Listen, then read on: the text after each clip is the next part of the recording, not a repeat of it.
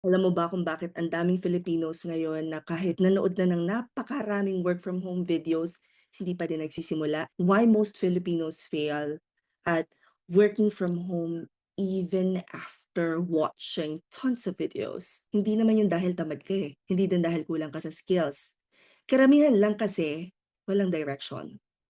Nakakapanood tayo ng mga tutorials, nagse-save tayo ng mga job posts, pero hindi natin alam kung saan, papaano at kailan magsisimula. Kumbaga, natutulog tayo sa confusion hanggang sa dumating na lang yung point na matatapos na yung taon tapos hindi pa din tayo marunong kumita ng nasa bahay lang.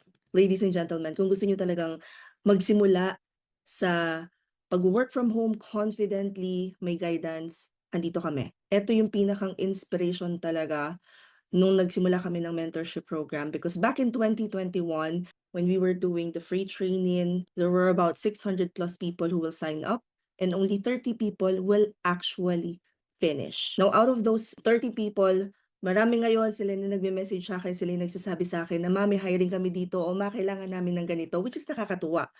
However, I thought siguro kung merong mas clear na guidelines na puwedeng ibigay sa tao, for you to be able to determine kung para sa'yo talaga 'to, baka mas marami siguro ang nakapagtapos nung mga nakaabot pa dun sa free trainings na yun. Ang daming iba't ibang path, eh, kasi puwede kang maging general virtual assistant, puwede kang maging SMM, puwede kang maging video editor, bookkeeper, Amazon, and, paano mo nga ba malalaman kung alin dun yung bagay para sa'yo?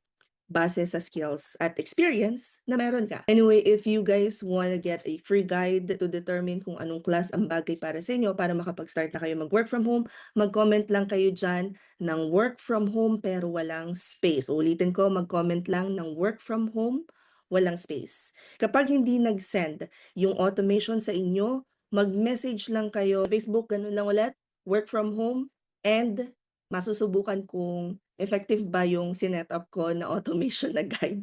Let me know din guys kung okay sa inyo via the comment section. And as usual, comment any questions you guys have about working from home. Follow for more work from home chismis. Bye!